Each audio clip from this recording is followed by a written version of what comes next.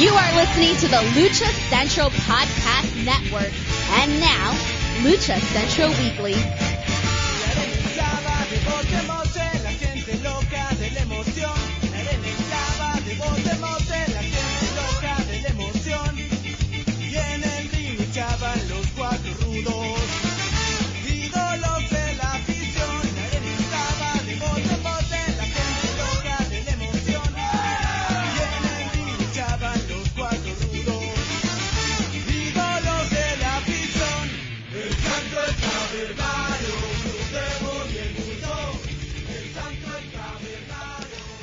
Okay, all set. Okay, I'm ready. Right. Press record. Okay, we are recording. Hi there, and welcome to the Lucha Central Weekly. You may notice already, the astute listeners will notice that I am not Miranda. Miranda is not with us this week. She's busy doing a number of things. She works way too many jobs, has way too many hats, and sometimes we just have to pile on without her. So we're doing this special kind of shorter episode. We're just going to feature some of the big stories this week. And so that means I'm going to bring in my partner for this, and he's pretty much going to take over because it's almost all his news. So It's true. Just go right ahead. We have here the handsome one, the dashing one, Dusty Murphy. Yeah, thank you. Yes, we had a lot of interesting stuff going on the last couple of weeks. On the August 29th episode of Monday Night Raw, we had Aaliyah and Raquel Rodriguez defeating Io Sky and Dakota Kai for the women's tag team titles. What an exciting moment for them. They were vacated earlier this year. The champions at the time, Sasha Banks and Naomi, they walked out on Monday Night Raw in May. They took issue with the outcome of a main event. They didn't enjoy that, so they left. There was quite a bit of talk about their unprofessional conduct on Raw and SmackDown that week. And then the titles were kind of forgotten. We had a tournament. And, we saw Raquel Rodriguez and Aaliyah really moving up through the tournament quickly. Gigi Dolan and JC Jane of Toxic Attraction, they were added in the second round of the tournament, but they dropped out due to injury. Gigi Dolan suffered an injury and they weren't able to compete. And so they were replaced by Natalya and Sonya Deville, went into a tag team match. Just terribly exciting for the Raquel and Aaliyah. Big news for them. Raquel needed a big push, and if they're not going to make her women's champion, this is the second best. Triple H is in charge of creative now, as we've mentioned before. He's shown a commitment not only to his NXT guys, but to some of the secondary titles, and making the titles feel important again. And we're kind of seeing that, and putting the titles on Raquel, especially Raquel, but Aaliyah with her, it just legitimizes them. It makes them feel important. It makes Raquel and Aaliyah feel important. They're working together great as a tag team, even though they're singles wrestlers. That was the other thing with this tournament. The WWE has a lack of depth in women's tag teams, so they just put two singles wrestlers together for most teams. But Raquel and Aaliyah really work together perfectly. I mean, you'd think they'd been wrestling longer. It's the best Aaliyah's looked on the main roster for sure. Great stuff from them. And then at Clash at the Castle, we had it. The moment finally came. Dominik turned on Rey, knocked him out. He kicked Edge in the balls. It was pandemonium. And the moment we were kind of all expecting, we'd seen a lot of stuff kind of leading up to this. Monday night, he comes out with Rhea, and he has the Eddie Guerrero mullet. He's, wearing all black. He's seemingly joined Judgment Day. Rhea and Dominik, they really gave me Chyna and Eddie vibes, like the body type and the dynamic, the look. I mean, there's a lot going on there. I think we're going to see Dominik lean into the Eddie thing. As I mentioned, he's got that Eddie Guerrero mullet now. And the resemblance, genuinely, he looks like Rey and his wife, like 50-50. Yeah. But the way they've styled his look and the way he moves and the things he does, he really does a very effective Eddie Guerrero impersonation. And it's so cool to get to see that. I think we're going to see more of that. We saw Rhea wearing the I'm Your Poppy t-shirt a few weeks back. Just kind of leaning into it subtly, and I think that's going to be one of the next, Dominik. This is the most interesting and fresh Dominik has felt since he debuted. I Mm-hmm. hate to see the separation from Rey. I genuinely don't think that's the way they end the things. I think that he and Rey reconcile before this is all over. But it's very interesting, gives him something fresh to do. And as we mentioned before, it looked kind of like the trios teams were going to be Rhea, Damian Priest, and Finn Balor. That looked pretty obvious. And the rumor was that the other trio was going to be Rey Mysterio, Edge, and Beth Phoenix. This opens up the possibility for that, with Dominik being the deciding factor. Yeah. And that plays into a lot of interesting and exciting things, too. A lot of good stuff going on in WWE right now. The product is the best it's been literally in years. It's been more watchable the last few weeks than it has in I don't even know how long. Exciting things are happening. Hopefully we'll get to see more of that. A lot of good stuff in WWE.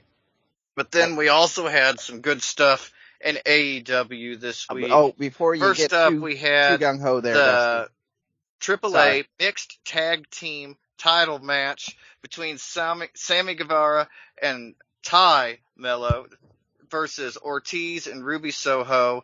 This was a really interesting match too. It wasn't my favorite match of the night, I'll be honest. The whole thing where Ty got jumped before the match and then wrestled in her clothes that she walked in on and still won, like, it just wasn't my cup of tea. But Sammy, he's good at getting heat, and I feel like maybe I was a little worked in how I didn't find it my cup of tea, because I feel like that's kind of what they're going for, is to rub people the wrong way. And Sammy's a master of that at the heel. When he's a heel, he's figured it out so much better than anybody else has. Anna Jay came out at one point. There were run-ins. It was a lot. It felt like AAA.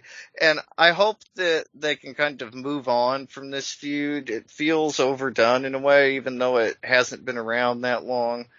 We'll see what goes on. I'm hoping we see Sammy and Ty at Triple Mania. That kind of seems to be the obvious choice, with them being the AAA Mixed Tag Team Champions. But who's to say? So much goes on in AAA that sometimes just doesn't make sense. Also on the All Out card, we had the Casino Ladder match. Really cool stuff in the beginning with Phoenix versus Wheeler Yuta. Roosh came in at number 3 and was just kind of the boss. He, controlled the ring. Really cool. Andrade came in, and then everything just went to shit for everybody that wasn't in LFI, because they were cleaning house. Yeah. There was some kind of, I believe, a sunset bomb that dropped Dante Martin. Yeah, I believe ladder. It was the sunset bomb. Yeah, and that was a cool spot onto the bridged ladder. Claudio Castagnoli was number 4. He came out, pushed the double ladder over with Andrade on it, fell to the floor. Dante Martin was number 5. He had the ladder fall on him before he ever hit the ring.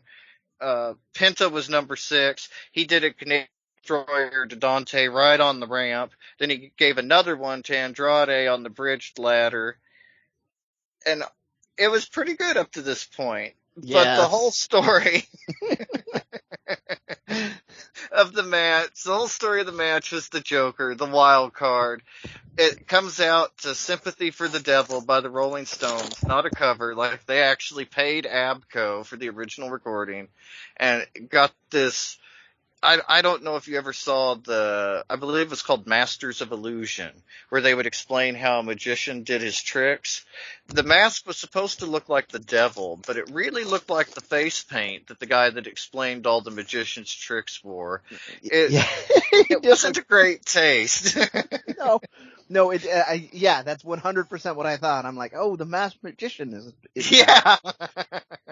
That's exactly what it looked like, and the vibe it had. The body language was very recognizable. For me, it was in the way he moved his head. Like, it just looked like JF. Yeah. And sure enough, the Joker comes out. He wins. I mean, ladder matches in AEW are a little overdone this year. They've had several of them, but it had all the crashes and dives and jumps and everything that you'd want to see. And if you were looking forward to MJF coming back, it was kind of a cool, subtle nod. At the end of the program, he took the mask off and put the scarf on, the Burberry scarf. Really looked good. It was interesting. For all the luchadors to be in that one match, I was expecting a little better. Dante Martin, very lucha savvy as well. Claudio and Wheeler Yuta, they were the kind of outside choices in that match, but it still made sense being Ring of Honor champions vying for the AEW championship. Don't sleep on Claudio with lucha style. He's done a bunch of lucha work with Chikara, especially. Notably, but he worked with a lot of the luchadors that came through the Chicago area as well. I mean, yeah. And even in NXT and WWE, he worked with luchadors. And there is nothing Claudio can't do. Like, he makes everything look like $1 million.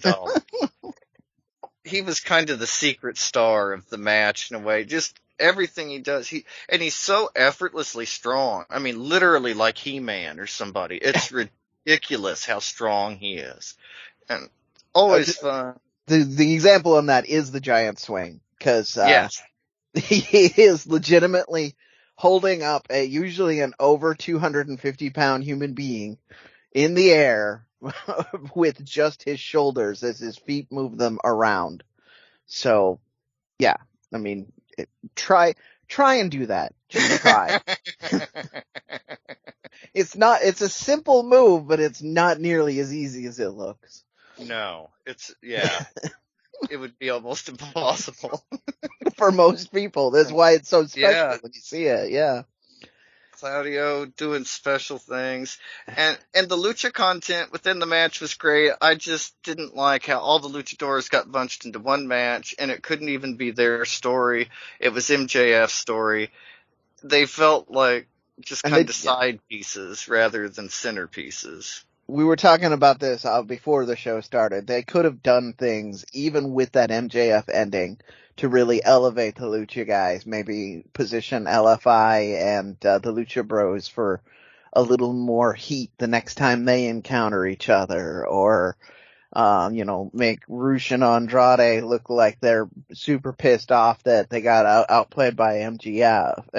I mean, there's just things that they could have done that they just didn't, so... Yeah, it was disappointing. And genuinely, now that you've mentioned it, I wanted to mention this too. I think that the story going forward may be LFI versus Lucha Bros, which is going to be a hot feud. You'd be stupid not to do it at some point. It's just a question of how soon they want to pull the trigger. And since AEW is really good at long-term storytelling, you set that seed now, even if you're not doing it for another 6 months. They can still refer back to it and be like, this all started all the way back at All In. Yeah, it just makes sense that way. Yeah. And yeah, I'm excited for it. Like I said, it's going to be a hot feud.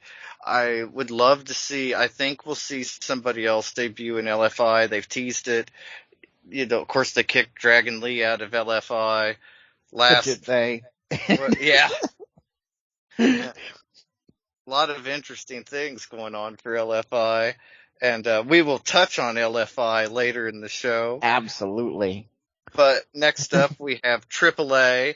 Not a whole lot of news going on, but one interesting thing. If you recall the Io del Vikingo title match, it was kind of implied that it would not be Kenny Omega, and that, they didn't have a real strong idea of who it would be, and they wanted fans on social media to talk about who they wanted to see face Vikingo. Who should it be? Well, Juventud Guerrera, he got on the social medias and he started, getting some support behind him. He's talking about how he wanted this match, and the fans were really getting in on it, to the point that people started asking Conan, is Juventud going to wrestle Vikingo?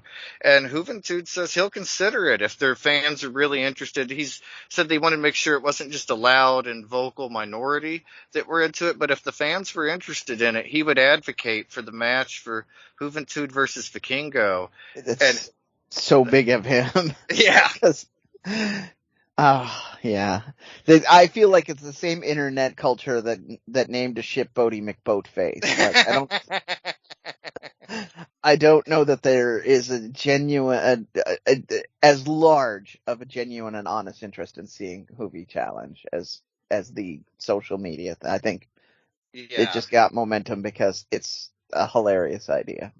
Well, it is hilarious, and it would get a lot of product in a way, but I don't Yeah. know that it would draw new fans the way that somebody from AEW or somebody from Ring of Honor, just somebody with an international presence would. And even if, and of course, Io Del Vikingo would win, but if he won, it doesn't elevate him much at this stage in his career to beat Juventud because, Like, there's that. Yeah. and so you gotta. I mean, I believe it was Seth Rollins that infamously said, "Yeah, but who does this get over? Yeah. Sounds cool, but who does this get over?" Who benefits? Yeah. And really I mean, like, obviously Odell Vikingo would win, and maybe he would really, I mean, Juventud inspired a lot of lucha guys, especially in the Yeah. United States. You still hear people mention some of the WCW cruiserweights, and Juventud always gets brought up. So it would be cool. But like we say, who benefits from this? And even if he loses, the benefit is all Juventud's. Yeah. All the publicity, all the promotion, it benefits him the most. We already know Vikingo's the guy. Anybody that watches AAA knows it. It's a campaign that gets him back in AAA at the main event level, no less. Like, yeah, he gains everything out of this. Vic won't lose any shine for doing the match, but Hoovy will gain a lot. He'll gain if that's how they go. I just wanted to point out, because I'm an old man and I remember this. This is why did the WWE, when they did Cyber Monday events, had choices for you, because they did not want the internet to just be like, oh, bring in somebody completely random, bring Dusty back from the grave, or what. I mean, he was still alive at the time, but yeah, just like, they would try. They'd be like, bring Gorgeous George, bring in Gorgeous George. Yeah. I mean, it would just be, well, some of the choices were still pretty ridiculous back then. Yeah. Oh, they were. and the internet, I remember the year 2000 when they were going to vote the man of the millennium, and Ric Flair beat Jesus Christ. Do you remember that? They had online voting, and like that was kind of the first big meme thing in 2000. People voted for Ric Flair. He was disqualified. Time magazine wouldn't accept Ric Flair. But it was funny. That just shows Time magazine's lack of foresight. Ric Flair could be the man of the next millennium. He'll still be here longer than all of us. Just chopping cockroaches after the nuclear holocaust. Woo! That's really the news for AAA this week. And now we have, returning after a short absence this week in Lucha Libre. Be sure to check in at luchacentral.com every single day for this day in Lucha Libre by Pep Carrera. He has got so much stuff on there. He's got birthdays, he's got information, he's got stories, he's got anniversaries, matches of the day, videos, all kinds of stuff, and it's all Lucha Libre. It's all at luchacentral.com, your centralized place for all things Lucha Libre. And this week, I mentioned it before, but we chose to honor the importance and the legacy of La Facción Ingobernable. It's important to note that at the beginning of LFI's story, Rush was actually the biggest babyface at CMLL. He was literally their John Cena, or their Hulkamania era Hulk Hogan. Yeah. I mean, big deal. But much like Cena and Hulk Hogan towards the end of the Hulkster run, he had been drawing a lot more boos than cheers. Fans had started to love to hate him because he was just too good. And so he started leaning into some Rudo moves and, kind of got that attitude. And then right at the beginning of Los Ingobernables, he turned Rudo. He formed Ingobernables with La Sombra and La Mascara. We know La Sombra much better known now as Andrade. He was also in a similar boat. He was their number 2 babyface, but he had gone up in a match against Volador Jr., who had recently returned. He had been gone for a while from CMLL, and he was getting booed against Volador Jr. People are just so excited to see him. They didn't want him to lose, even if he was the Rudo. So La Sombra, too, soon turned Rudo. He'd been a Technico for the previous 7 years, literally the entirety of his CMLL career. He had always been a Technico, like a babyface Technico. Super babyface. Super babyface. Yeah. Turned Rudo, and they formed Los Ingobernables. Before it was La Facción Ingobernable. Back then it was Los Ingobernables. Crazy big deal. The only thing, genuinely, that you can compare it to would be when the NWO started, when the Outsiders joined Hulk Hogan. But even then, the Outsiders were already established heel within WCW. These were guys that turned. Very cool. Not long after the group got together, Rush broke his ankle, so Marco Corleone joined, followed quickly by La Sombra's New Japan tag team partner, a guy you may have heard of, a guy named Naito. And big deal. I mean, this is where all the Tranquilo, all that stuff started. Yeah. Naito, CMLL, when he came over to do an excursion. So cool. At the 2016 Dos Leyendas show, Rush defeated Maximo Sexy in a hair versus hair Lucha de Apuestas match with help from his real-life father, P. Roth Jr., a.k.a. Bestia del Ring, also, kind of a outside member, an associate of LFI. He became a member later on, so yeah. Very cool. He did join later on, and this version of Los Ingobernables lasted until late September 2018, when Rush and Bestia announced that they were going to leave CMLL, which was quite a big deal at the time. Rush had been CMLL for years and years. Yeah. Is kind of the guy there. A year later, October the 31st, 2019, Rush and La Bestia del Ring showed up at a Nacion Lucha Libre show, once again teaming with former faction mate La Mascara, and this was when they started calling themselves La Facción Ingobernable, or LFI, as it's abbreviated. We saw them in Ring of Honor. We saw them in AAA, but also we're currently seeing them in AEW. Current membership in LFI, according to Wikipedia and looking around online, is Rush, Andrade, Bestia del Ring, and Rush's real-life brothers, Dragon Lee and Dralistico. We saw, Dragon Lee may have been kicked out of LFI and AEW. Just a lot of interesting things going on there. So much interesting. It's the door to bring Naito into AEW, I think. I believe that's why we haven't seen him yet. There were so many issues with Andrade and New Japan that I think until they're ironed out, that's when we'll see the debut of Naito and AEW. A lot of cool stuff going on there. A lot of star power. I mean, a team of Rush, Andrade, Bestia del Ring, Dragon Lee, and Dralistico. I mean, talent for talent. There's hardly any faction in the history. I mean, that's 4 Horsemen level talent. Yeah, it is. It's a total 4 Horsemen faction. The biggest drawback is here in the States. Most people don't recognize Bestia del Ring or Dralistico in particular. Dragon Lee has some draw because he did well in New Japan. And he had Ring of Honor presence as well. And he had some pretty good presence in Ring of Honor. He spent time there as a multi-champion. He had 2 belts at the same time for a short while. But there's no shorting the talent. It's just that American fans have been less exposed to Dralistico, who spent time working as Mystico. So, like, if you watched Mystico and CMLL while Rush was a Rudo, you were watching Dralistico. Yes, he was Mystico too, the original Mystico, who was the original Sin Cara in WWE, and then became Mystices Jr.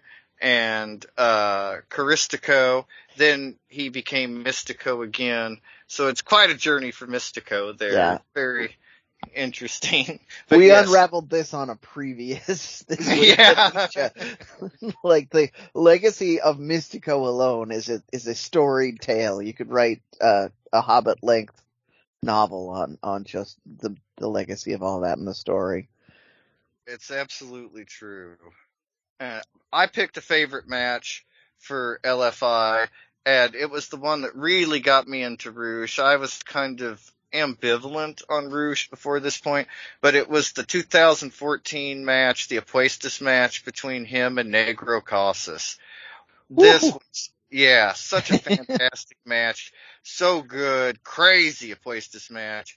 And it really passed the torch from the older generation of Negro Casas to the younger generation when Negro Casas lost his hair to Rouge.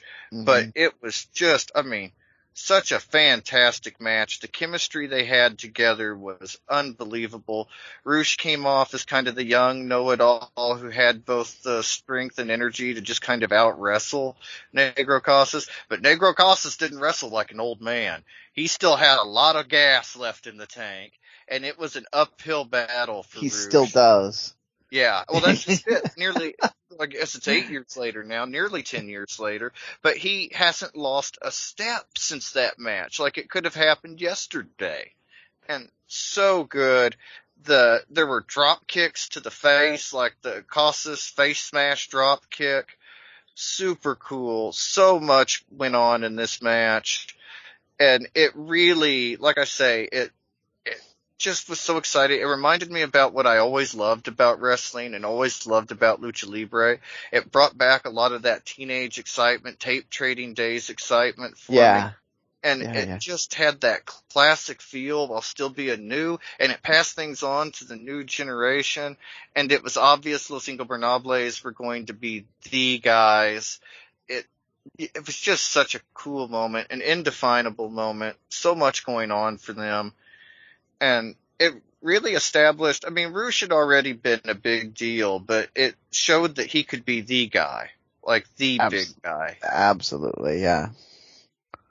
There were also, I believe, that same feud when Negro Casas teamed with Shocker versus the Sombra and Rouge. Yeah, I believe that is the same feud. Yeah, well, it's hard to say because the CMLL revisited that feud so many times, but absolutely. But there were some amazing tag team championship matches in there as well. Mm-hmm. And I mean, I lean more towards trios matches than tag team matches for Lucha, but these were some of the best tag team matches that CMLL has ever put on. Just the talent involved. It was right before Shocker had his, I don't know if it was he says it wasn't a stroke. People say it could be a stroke. He had some issues anyway that kind of affected him. And this was right before that when he still had it. And, you know, the old guard, like I mentioned, versus the new guard. Something about seeing Rouge and Andrade wrestle together is so spectacular. Mm-hmm. And their chemistry is so just perfect. They don't have to speak. They seem to be sharing a mind in the ring. Just the things they do are so captivating and must watch. You can't take your eye off of them when they're together. And this was really the beginning of that. We're still seeing it play out in AEW today. Yeah. So much cool stuff. And you cannot overstate the importance of Los Ingobernables and Lucha Libre. Aside from Perros del Mal, those were really the two factions of the 2010s. That whole decade, it was, those guys. Yeah, I would say based on the legacy that we have now that LFI had a bigger impact. But I mean, it's arguable. It is highly arguable because Perros del Mal has created a legacy of great wrestlers, whereas LFI has created a great legacy for itself. That's absolutely true. And they're still here. We see flashes of Perros, like with Pena and Phoenix and Taya teaming together at Triple Mania Part 2. Stuff like that. Exciting stuff, but it doesn't have the same cohesive feel that LFI has. We're seeing these guys, it's like a reunion of a band versus the band when they're at their prime, and LFI still feel like a band at their prime. They don't feel like a reunion tour at all. They're still going large, and unlike a reunion tour, they've got the next wave there because Dralistico and Dragon Lee are younger than them and have not actually reached their peak yet. So even if Andrade and Rush need to slow down and let the next wave take over, they already have replacements we've seen as a part of that integral LFI thing that just get it. I did want to touch on a little bit on the Rudos label with them, because they actually rejected that label as well. What they called themselves alternate technicos. They were leaning into being and annoying the crowd, but they were still being booked as technicos for a good part of the early part of LFI, and they just would, get booed when they would do Rudo things, and that was part of their promos that made it so interesting. Was they're like, well, no, we're just we're technicos, we're just kind of alternative to what they do, and it just that just added to the magic. And then to your other point, which is also why this match is why the match I'm gonna say that I like is one of my favorites. That was when they wrestled each other. You had Andrade La Sombra and Rush in a match together, and that was pure magic. And part of that was because of this alternative technico dynamic where you didn't know. It's not like an American Indies match where you don't know who the technico or who the Rudo and the heel and the face are, because they both want to sell t-shirts.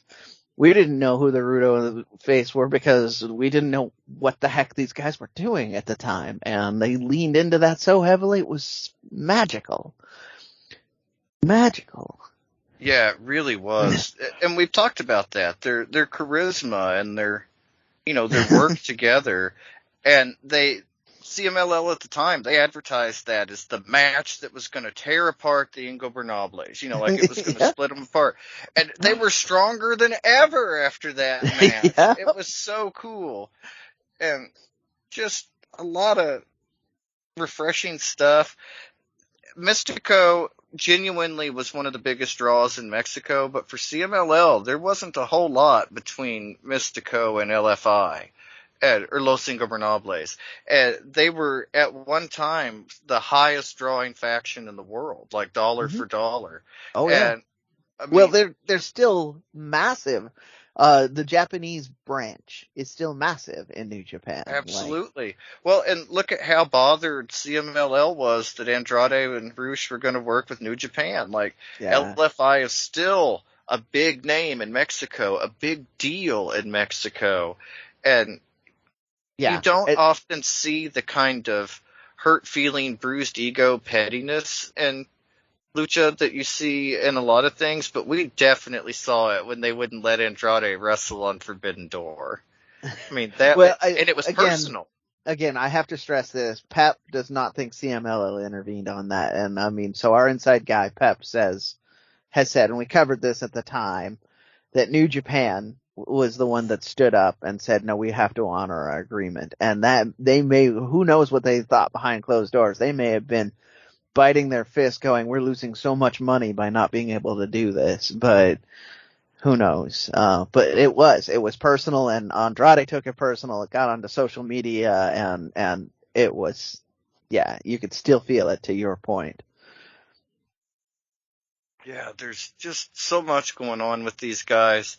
They're so important, and like we said, still doing big things. I think that they're going to be one of the most exciting stories going forward in AEW. They make a natural trios challenger for the Elite. If we see that happen, it depends what goes on with the trios titles in the future. Oh, don't give me. I know.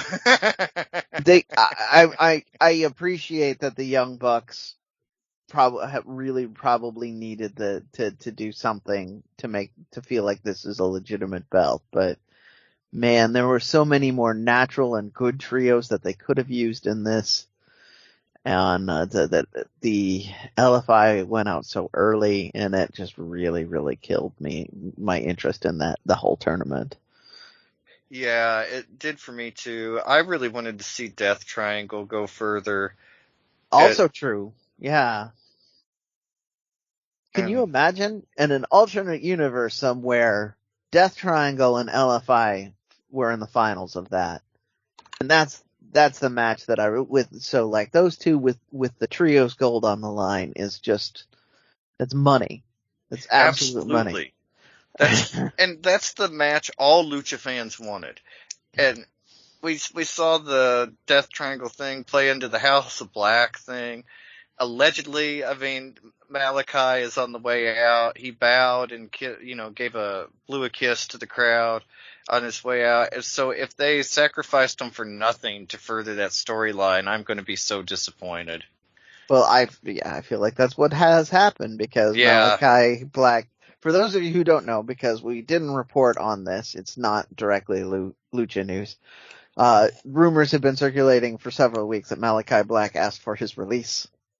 And, it was widely part of those rumors that this pay-per-view was going to be his last show with AEW, and he exhibited that behavior, to Dusty's point, by, honoring the crowd on his way out.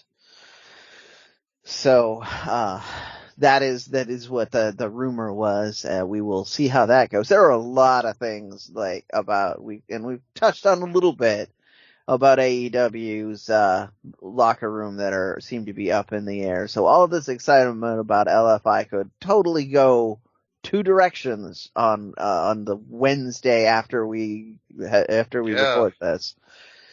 Well, and speaking of the backstage issues in Lucha, Conan confirms that CM Punk was not the only one with the issues backstage, that he's heard a lot of dissent and unhappiness. So it'll definitely be interesting.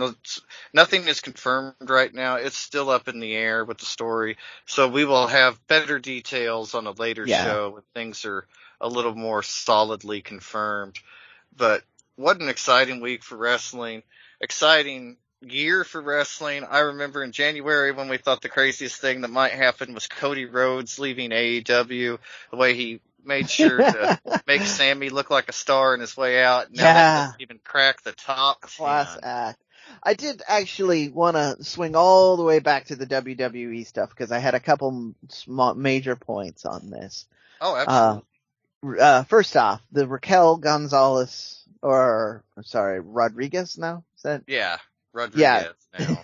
I hope I had hit Triple H. Bring back the other name. A lot of the internet speculation, that I'm really enjoying hearing is that this isn't 100% supposed to be about pushing Raquel further up the card and it's kind of showing because while Aaliyah is looking better, Raquel is the star in all of the matches they've got going on. She's the star anyway, like of the tournament. She really stood out. Yeah. And not just literally, but she stood out head and shoulders above the talent. She is head and shoulders above most of they're tiny girls. But to that point though, that seems to be what because most people were predicting that, the more obvious choice would be to have Toxic Attraction or another tag team win this instead. So when they advanced all the way to the finals, they were shocked. When they won, everybody was extra shocked. I'm hoping that that's what this is that this is about the Raquel push and, I'm sorry, Aaliyah, if you get thrown through a barbershop window later, but not that sorry. They give me more of like Diesel and vibes, like with the size. Yeah, but as far as easy references for tag team breakups, that's the moment. Yeah. Everybody knows that's when that tag team. Yeah, that's the breakup. Yeah. Well, and everybody remembers it. Everybody remembers the barbershop window. Yep.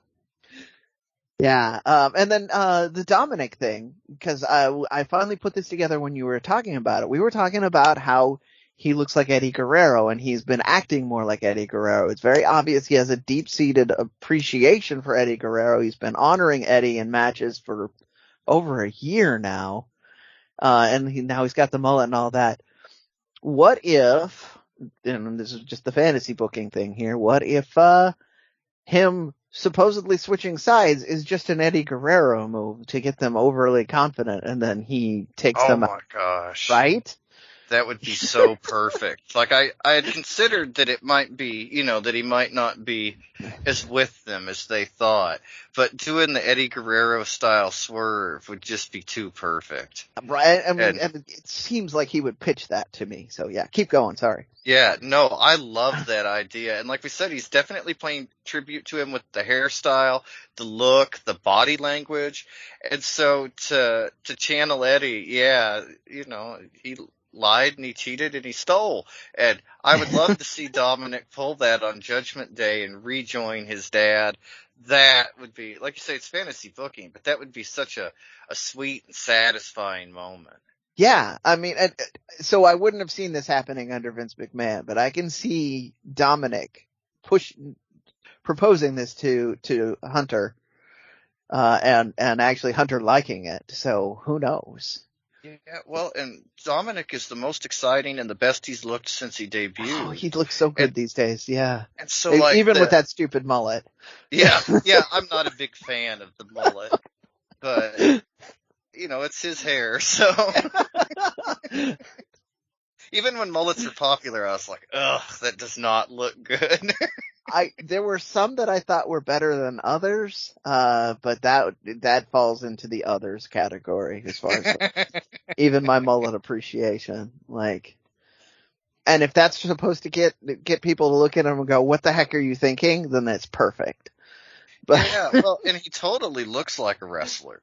I mean, like, he finally has that more seasoned look and feel like a real wrestler instead of just one of the guys, right. Or just a wrestler. He looks important, and it's just that look with his size disparity with Rey, it gives me those Eddie vibes. Like, it's just really cool. You can't overstate that, and I'm going to give our boss a lot of credit on this. The gear and the look is the biggest part of this. If you don't have gear that says I'm special and you don't have a look that says I'm special, the crowd does not care. And no. we talked about that when we were interviewing. So I just appreciated that. I'm going to shout back to that.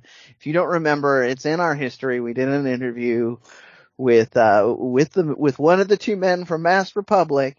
It's not Kevin. So if you don't know who I'm talking about, I'm going to actually either make Dusty say it or do the homework just because I'm feeling wicked at this point. But yeah, he talked about that. He talked about that the gear is where it all started for them, and because he thinks gear is important. And Gabe Ramirez said it too. Gear is important. Yeah. The presentation is important. Like, so many people we've talked to that have that behind the scenes position have said this.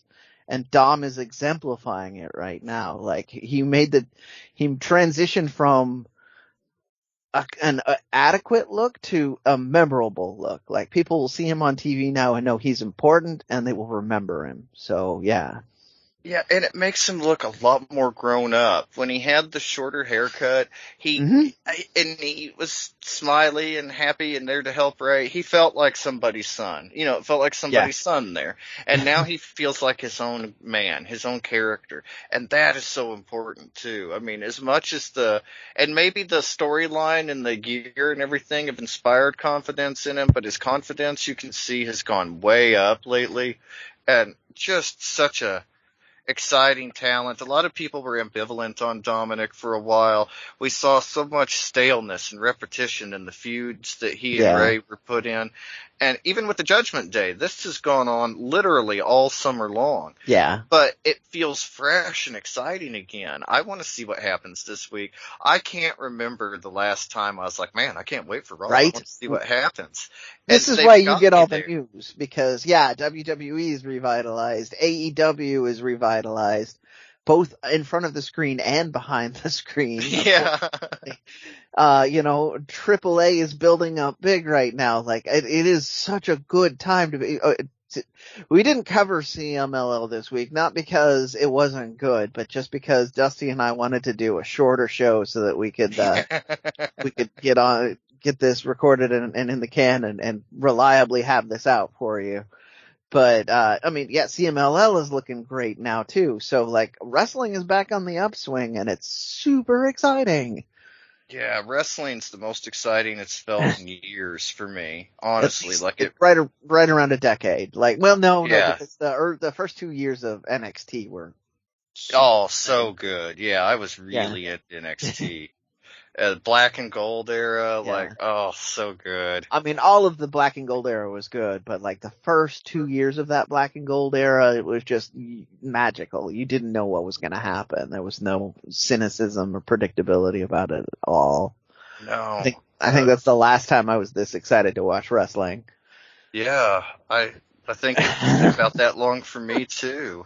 And that I think about, I was really excited at the beginning of Dynamite. I was excited to see an alternative, but the investment, and I've got to see it, I can't miss, I want to see what happens, wasn't quite as there for me as it is now, for sure. Right. Exactly. Like, I was excited, but I wasn't, there's tears to my excitement. I was not it was not top tier excited. It was not, oh my God, I have to be home on Wednesday night to see what they're going to do because I don't want to accidentally spoiler it. Like, you know, it was, yeah, I will try to be home. I will try and watch it, but if I miss it, I'll just watch it the next day.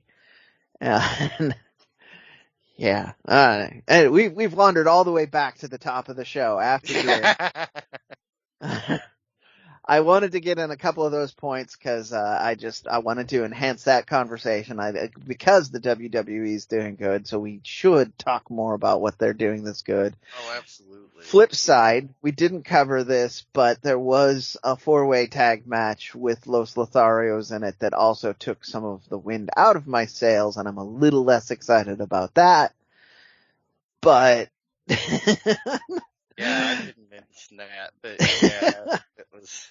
Braun Strowman returned, and the less said about that, the better, I guess. in a nutshell, it was a Braun Strowman match. It was not actually a tag team match featuring Los Lotharios. They were just there to make Braun Strowman look like a big, strong man, and they did a good job at that because they are good at that. But it was, Yeah.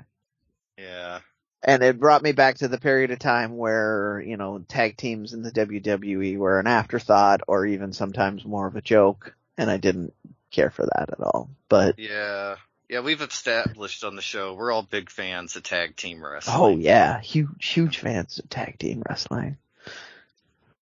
So a lot of good stuff going on. We'll see more with Dominik and Rey next week, I'm sure. Got the Aaliyah and Raquel as tag champions. I believe there's going to be a rematch next week on Raw for that title, or those titles. A lot of cool stuff going on. Big news. We'll be here next week, hopefully, to report it. We've got some interviews in the pipeline that I think you guys will be very excited about. So stay tuned. Big things happening. Brendan, do you want to tell our listeners where they can find you on social media? Absolutely. I am 321 T-shirt guy. That's the numbers 321.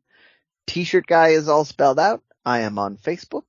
I am on Instagram. I was responding to DMs this week, so I really am on Instagram. And then I'm all over the Twitters. So. And I am on Facebook at facebook.com/Dusty Murphy. And I am on Instagram at Dusty Murphy. Be sure to check us out at luchacentral.com. Again, your place for all things Lucha Libre. We have our broadcasting partner, thechairshot.com. Be sure you check them out. Mask Republic on social media. Lucha Central on social media. Check everything out. And we will see you next week.